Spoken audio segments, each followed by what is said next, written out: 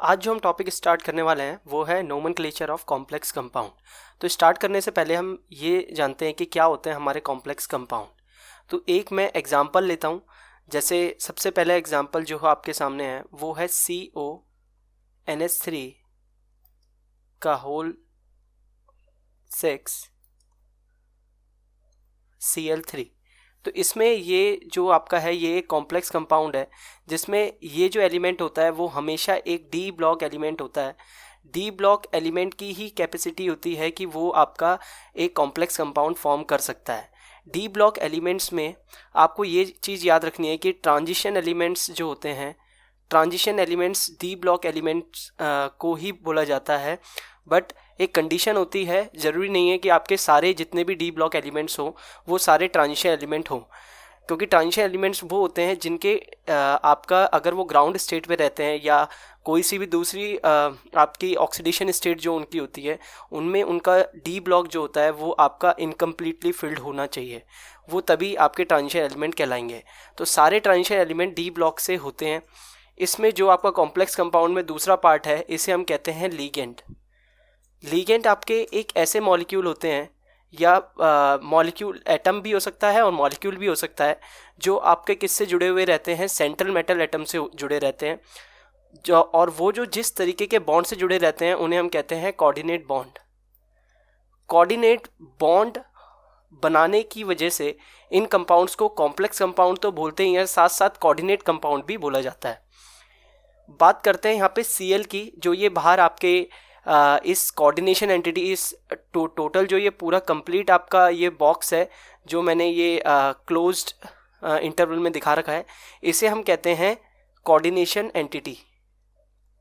Coordination entity में दो चीज़ें होती हैं, एक होती है आपकी ट्रांजिशन एलिमेंट जो जिससे आपका बॉन्ड बनाता है लीगेंड। तो लीगेंड, और इसको हम एक और चीज़ कहते हैं जिसे हम कहते हैं CMA, आप बोल सकते हैं उन्हें सेंट्रल मेटल एटम, CMA। तो सेंट्रल मेटल एटम के साथ आपके लीगेंड जो होंगे वो बॉन्ड बना रखा होगा उन्होंने, और वो कैसा बॉन्ड होगा? Coordinate bond.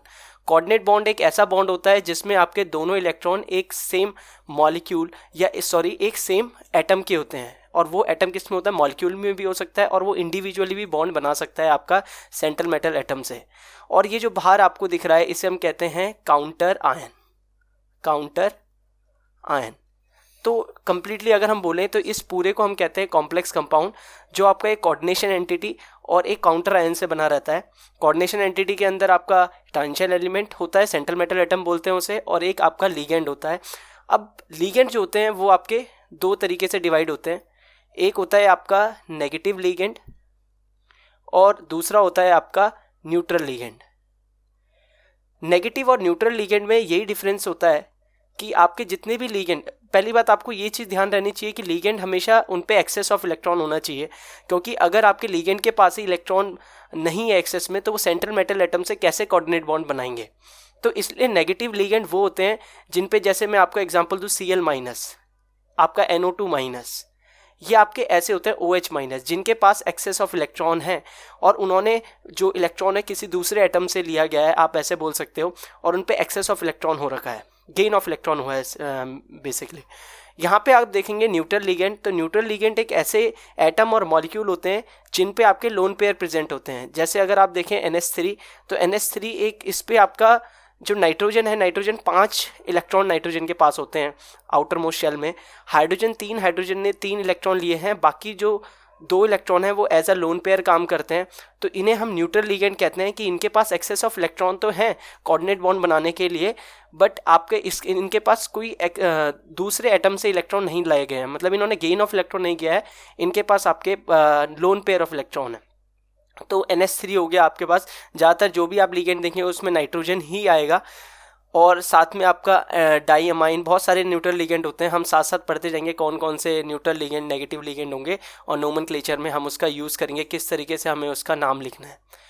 सेकंड पार्ट हम स्टार्ट करते हैं कि नोमेनक्लेचर जब हम लिखते हैं तो आपको दो चीज़ें देखनी पड़ेगी कि आपके जो कोऑर्डिनेशन एंटिटी है, जो आपका ये कोऑर्डिनेशन एंटिटी मैंने बताया, ये पॉजिटिव कोऑर्डिनेशन एंटिटी है या नेगेटिव कोऑर्डिनेशन एंटिटी है।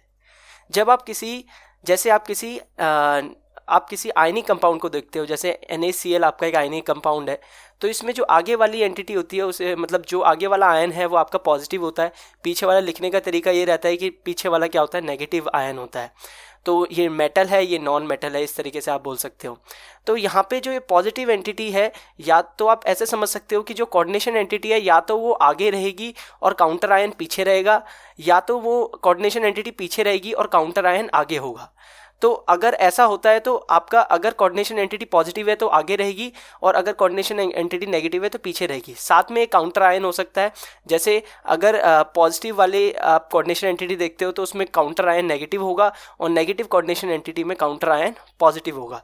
ठीक है, तो इस तरीके से आप सबसे पहले ये देखेंगे कि आपका नोमेनक्लेचर जो कॉम्प्लेक्स कंपाउंड का आपको करना है उसमें आपका कौन सी एंटिटी आपके पास है, कोऑर्डिनेशन कंपाउंड वाली या कॉम्प्लेक्स कंपाउंड वाली, पॉजिटिव है या नेगेटिव है। फिर आपको सिंपल है, लाइन वाइज आपको नाम लिखते जाना है। अगर काउंटर आयन सबसे पहले, तो जैसे आप पॉजिटिव कोऑर्डिनेशन एंटिटी का अगर आप एग्जांपल लेते हैं तो मैं एक एग्जांपल लिखता हूं यहाँ पे, CrNH3 का होल थ्राइस H2O का होल थ्राइस। ठीक है, अभी आप देखेंगे कि इसमें हमेशा जैसे मैंने आपको बताया है कोऑर्डिनेशन एंटिटी को किस तरीके से देखा जाता है। ठीक है, तो यहाँ पे ये है आपका सेंट्रल मेटल एटम और NH3 आपका है लीगेंड और H2O भी है आपका लीगेंड। ठीक है, और अगर मैं नेगेटिव का नाम लिखूं तो नेगेटिव में आपका K3, एक Fe3, ये कोऑर्डिनेशन एंटिटी आ चुकी है आपकी, Cn का होल 6। तो इसमें ये है पॉजिटिव कोऑर्डिनेशन एंटिटी का एग्जांपल, ये है नेगेटिव। तो इसमें देखिए ये काउंटर आयन आगे की तरफ है जिसे हम पॉजिटिव काउंटर आयन है, और यहाँ पे नेगेटिव काउंटर आयन है जो आपका पीछे की तरफ है। ठीक है, तो अब हम इनका नाम लिखते हैं। नाम किस तरीके से लिखेंगे, सबसे पहले आपको ये ध्यान रखना है कि जिस हिसाब से आपको, जैसे आप कोऑर्डिनेशन एंटिटी इसमें पहले नाम दोगे, किसमें पॉजिटिव कोऑर्डिनेशन एंटिटी में आप कोऑर्डिनेशन एंटिटी को पहले नाम दोगे क्योंकि वो पहले आ रही है। तो यहाँ पे आपको ये देखना होगा कि इन लीगेंड्स को बोलते क्या हैं। आप कोऑर्डिनेशन एंटिटी जब भी नाम लिखेंगे सबसे पहले लीगेंड्स का नाम लिखेंगे अल्फाबेटिकल ऑर्डर में। तो मैं आपको बता रहा हूँ जो NH3 है उसे हम अमाइन कहते हैं। क्या कहते हैं, अमाइन। ठीक है, और जो आपका H2O है उसे हम कहते हैं एक्वा। मैं आपको एक बार टेबल शो कर देता हूँ, इसी टेबल के हिसाब से आपको नाम लिखने हैं। ये आपका टेबल है, इसमें अगर आप देखेंगे ये आपका टेबल है, इसमें आप देखेंगे तो मैंने जो है वो न्यूट्रल लिगेंड के बारे में बोलता। तो ये देखो, ये है न्यूट्रल लिगेंड, ये है नेगेटिव लिगेंड। ठीक है, तो आप अगर इसमें देखेंगे नेगेटिव लिगेंड में भी आपकी कैटेगरीज होती है। आपके नंबर ऑफ डोनर एटम है कितने आपके मॉलिक्यूल में। जैसे अगर आप देखेंगे CN- एक ऐसा मॉलिक्यूल है जिसमें कोऑर्डिनेशन बॉन्ड आपका N ही बना रहा है। ठीक है, वैसे एम्बिडेंडेंट है, इसमें C भी बनाता है, बट ये वाला जो है CN जो है इसमें N आपका बना रहा है, जो आपका C बना रहा है आपका। तो यहाँ पे जो है आपका कोऑर्डिनेशन इसमें जो लीगेंड है वो आपका यूनिडेंडेंट लिगेंड कहलाता है, जिसमें डोनर एटम एक ही है। अगर आप हेलाइड को देखते हैं तो हेलाइड में आपका Cl-, Br-, F-, I-, ये आपके, क्योंकि इसमें एक ही डोनर एटम है तो इसे हम कहते हैं यूनिडेंडेंट लिगेंड। नाइट्रो में देखोगे NO2 और नाइट्रेट N, ये दोनों एक्चुअली में है same, but donor atom change हो जाते हैं क्योंकि ये एम्बिडेंट लिगेंड होते हैं। एम्बिडेंट लिगेंड ये ऐसे लिगेंड है जिसमें आपका डिपेंड करता है कि सामने बॉन्ड टूटा कैसे है। ठीक है, आयनिक बॉन्ड होता है तो वो आपका जो बॉन्ड बना था वो आपका O से बना हुआ था, और अगर आपका कोवलेंट बॉन्ड होता है तो वो N से था। तो इस वजह से आपको देखना पड़ता है उसमें। बट आप अभी इतना याद रखिए कि जो आपका यहाँ पे लिगेंड है, मॉलिक्यूल है, वो आपका NO2 भी हो सकता है, ONO भी हो सकता है। इसमें बॉन्ड, यहाँ पे जो बॉन्ड बना है O से है और यहाँ पे जो है वो N से है। ठीक है, तो ये है आपके यूनिडेंडेंट लिगेंड जिसमें ओनली सिंगल डोनर एटम होता है। अगर आप देखेंगे डाइडेंडेट, जैसे ये आप देखिए डाइडेंडेट का एग्जांपल, इसमें आपका COO- और CO-, ये ऑक्सिलेट आयन है। इसको हम अगर नोमेनक्लेचर में, नोमेनक्लेचर में आप देख लीजिए CN- को साइनो बोलेंगे और जो हेलाइडो बोलेंगे, जितने भी हेलाइड हैं। नाइट्रो जब आपका N से बॉन्ड होगा, N से बॉन्ड बन रहा होगा, कोऑर्डिनेट बॉन्ड N बना रहा होगा, तो आपका नाइट्रोटो N- है, और अगर आपका O से बॉन्ड है तो नाइट्रीटो -O- है। ऑक्सिलेट आयन में आपका ऑक्सिलेटो नाम देना है आपको नोमेनक्लेचर में। ठीक है, अगर आपको ये वाला लिगेंड दिखता है तो सिंपल है, आपको लिगेंड देखना है, उसका नाम याद रखना है कि ये नाम होते हैं। ठीक है, आपको मैं ये बताना चाह रहा हूँ कि बस यूनिडेंडेट लिगेंड वो होते हैं जिसमें सिंगल डोनर एटम होता है। यहाँ पे डोनर एटम 2 है, ये वाला O है और ये वाला O है। यहाँ पे 6 डोनर एटम है। इथाइलिन डाइअमाइन टेट्राएसीटेट में देखेंगे तो 6 डोनर एटम है। यहाँ पे नाइट्रोजन भी लोन पेयर आपके पास, नाइट्रोजन के पास भी लोन पेयर है जो आपका कोऑर्डिनेट बॉन्ड बनाएंगे। साथ में ये 4 तो है ही, तो ये हेक्साडेंडेट है, यानी 6 आपके बॉन्ड बनाता है। ठीक है, आप यहाँ पे न्यूट्रल लिगेंड में देखेंगे अमोनिया है जिस पे आपके लोन पेयर होते हैं, ऑक्सीजन है उस पे लोन पेयर होते हैं, तो ये एक्वा बोलेंगे, अमाइन बोलेंगे, जो जैसा नाम लिखा है आपको वैसे का वैसे यूज़ करना है। अमाइन है तो AMMINE, नॉट AMINE। ऐसी इथाइलिन डाइअमाइन में आपको CH2NH2, यहाँ पे लोन देखो डाइडेंडेंट है क्योंकि नाइट्रोजन के ऊपर आपका लोन पेयर है, इथाइलिन डाइअमाइन इसका नाम देंगे। अब इसमें एक और चीज़ होती है कि जब आप नोमेनक्लेचर लिखते हैं तो सेंट्रल मेटल एटम मैंने आपको बताया था, अगर सेंट्रल मेटल एटम आपका पॉजिटिव कोऑर्डिनेशन एंटिटी का होता है तो उसको सिंपल नाम देते हैं जैसे होता ही है, ठीक है। जैसे अगर आयरन है तो Fe है तो आयरन बोलेंगे, सिल्वर है तो Ag है तो सिल्वर बोलेंगे, Cr है तो क्रोमियम बोलेंगे। बट अगर वो नेगेटिव कोऑर्डिनेशन एंटिटी का जब आप नाम देते हैं तो उसमें सेंट्रल मेटल एटम का नाम थोड़ा चेंज हो जाता है कि वही जो आयरन है अगर वो नेगेटिव कोऑर्डिनेशन एंटिटी में आएगा तो उसे फेरेट बोलेंगे, Ag आएगा तो अर्जेंटेट बोलेंगे, Cr आएगा तो क्रोमेट बोलेंगे, प्लम्बेट, क्योपरेट, ऐसे सबका 8 लगा देना। बाकी कुछ एक्सेप्शंस होती हैं वो आपको मैं डिस्क्रिप्शन में आपका डाल दूंगा, वो PDF उसमें आप देख सकते हैं। जैसे आयरन का आपको पता नहीं होगा कि फेरेट बोलते हैं, Ag का अर्जेंटेट नहीं पता होगा, बट जो बाकी एलिमेंट बच जाते हैं उन्हें हम 8 लगा देंगे। जैसे क्रोमियम है क्रोमेट हो जाएगा, ठीक है, तो कॉपर का क्यूपरेट हो जाएगा, तो ऐसे आप नाम लिख सकते हैं। तो अब हम चलते हैं नोमेनक्लेचर लिखते हैं उनका। तो नोमेनक्लेचर अगर हम देखेंगे इसमें, इसको हम लिखेंगे तो सिंपल है। सबसे पहले आप देखेंगे लिगेंड है यहाँ पे अमाइन, एक्वा। तो एक्वा में आप 3 है तो आप ट्राई यूज़ करेंगे, 2 है डाई यूज़ करेंगे, ठीक है, सिंगल के लिए आपको कुछ यूज़ करने की जरूरत नहीं है। 4 है टेट्रा यूज़ करेंगे, 6 है तो हेक्सा यूज़ करेंगे। तो यहाँ पे एक्वा और अमाइन 2 आपके आ चुके हैं, ठीक है।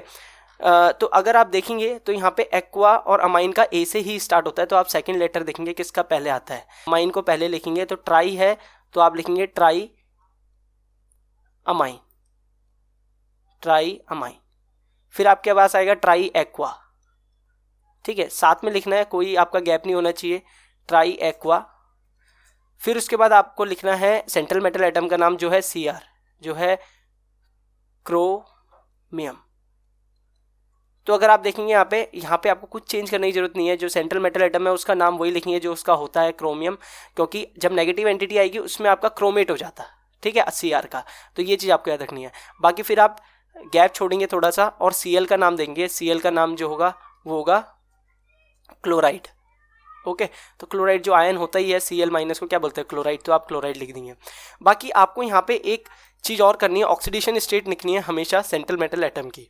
सेंट्रल मेटल एटम की ऑक्सीडेशन स्टेट लिखने के लिए आपको बस क्या करना है, सेंट्रल मेटल एटम को X मान लीजिए, साथ में NH3 जो है, NH3 का कोई चार्ज होता नहीं है आपको, वो अगर आप जब टेबल देखेंगे तो उसमें मैंने न्यूट्रल में रखा हुआ है, तो NH3 को कोई चार्ज तो होता नहीं है, तो आप 0 चार्ज लिखेंगे, 3 × 0, ठीक है, 3 आपके हैं, 3 × 0। एक्वा ये भी न्यूट्रल है, 3 × 0, प्लस में आप देखेंगे Cl पे माइनस चार्ज होता है Cl पे, तो 3 × -1, तो ये हो गया टोटल। कंप्लीट पे चार्ज क्या है, टोटल पे चार्ज क्या है, 0 है, तो ये हो गया आपका X की वैल्यू आ जाएगी 3, तो +3 आएगी, तो आप यहाँ पे लिख देंगे +3। ऑब्वियस सी बात है प्लस में ही आनी है, मेटल है तो मेटल तो आपके इलेक्ट्रोपॉजिटिव होते हैं, तो सारे आपके जो ऑक्सीडेशन स्टेट आएगी सेंट्रल मेटल एटम की हमेशा प्लस में ही आएगी, ठीक है। अगर आप नेगेटिव लाते हैं तो वो गलत हो गया क्वेश्चन।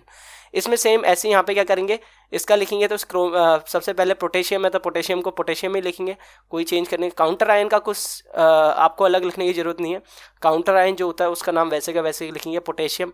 फिर उसके बाद आते हैं हम आगे कोऑर्डिनेशन एंटिटी में। कोऑर्डिनेशन एंटिटी में सबसे पहले आप लिखेंगे लिगेंड का नाम, CN को बोलते हैं साइनो, CYANO, और हेक्सा लगाएंगे आगे, 6 है तो हेक्सा। गैप आना चाहिए जब भी आप काउंटर आयन के बाद कोऑर्डिनेशन एंटिटी लिख रहे हैं या कोऑर्डिनेशन एंटिटी के बाद काउंटर आयन लिखना है, तो यहाँ पे गैप आना चाहिए। Hexa potassium, hexa cyano. फिर Fe है तो इसे लिखेंगे हम FeRrate। आयरन नहीं लिखेंगे, फेरेट लिखेंगे। मैंने बताया था नेगेटिव कोऑर्डिनेशन एंटिटी में सेंट्रल मेटल एटम का नाम चेंज हो जाएगा, वो मैंने आपको उस टेबल में बताया था। अब उसके बाद सेंट्रल मेटल एटम के आगे उसकी ऑक्सीडेशन स्टेट लिखेंगे। कैसे निकालेंगे, K पे +1 होती है आपकी, ये अल्काली मेटल होता है, +1 होती है तो K 3 × +1, ओके।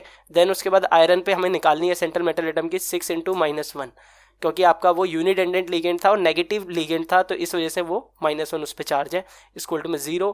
X आ जाएगा आपका 3, तो आयरन की भी यहाँ पे क्या है +3। तो आप ऐसे रोमन नंबर्स में दिखा देंगे यहाँ पे, जिस हिसाब से इसकी ऑक्सीडेशन स्टेट होगी। अब मैं आपको एक चीज़ और करना सिखाऊंगा, जो है आपका नोमेनक्लेचर। जब आप लिखते हैं तो कभी कभी उल्टा नोमेनक्लेचर आपका पेपर में आता है कि आपको बोला जाएगा कि आपका नोमेनक्लेचर है, इससे आप कॉम्प्लेक्स कंपाउंड लिख के दिखाइए। तो उसमें आपको क्या करना है, उसके लिए आपको जैसे मैंने एक एग्जांपल बताता हूँ, टेट्रा, उसमें बस एक चैलेंज होता है कि आपको सेंट्रल मेटल एटम का जो है ऑक्सीडेशन स्टेट दिया रहता है, आपको कंपाउंड बनाना पड़ता है कि आपका जो पॉजिटिव कोऑर्डिनेशन एंटिटी और नेगेटिव को जो काउंटर आयन है उसको मिक्स करके आप कैसे कंपाउंड लिखते हैं, तो उसको हम देखेंगे। जैसे एक एग्जांपल लेता हूं मैं, टेट्रा अमाइन एक्वा क्लोराइडो 3 चार्ज दे रखा है आपका, और इसके यहाँ पे जो है वो कोबाल्ट है, कोबाल्ट, और साथ में आपका है क्लोराइड। तो इसको हम कैसे लिखेंगे? सबसे पहले आप देखिए 4 आपके अमाइन जुड़े हुए हैं, टेट्रा अमाइन, तो आप लिखेंगे यहाँ पे NH3 जो है वो है आपके 4। फिर उसके बाद एक्वा है, ओनली एक्वा यानी एक H2O है, तो आपने H2O भी लिख दिया, ठीक है, एक और लिगेंड। देन उसके बाद आपका क्लोराइडो है, तो आपने क्लोराइडो भी एक Cl लिख दिया, क्लोराइडो। फिर आपका कोबाल्ट है, सेंट्रल मेटल एटम, तो आपने सबसे आगे कोबाल्ट लिख दिया, काउंटर आपका ये कोऑर्डिनेशन एंटिटी खत्म हो गई।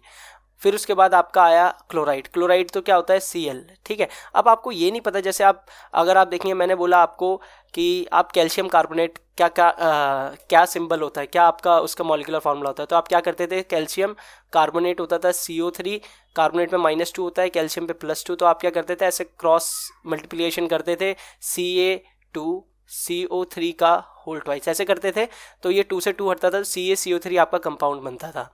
ऐसे यहाँ पे करेंगे, सबसे पहले हमें इस पे पूरा चार्ज पता होना चाहिए, इस पे कितना है Cl पे पता होना चाहिए, क्रॉस मल्टीप्लाई करेंगे और वो आपका कंपाउंड बन जाएगा।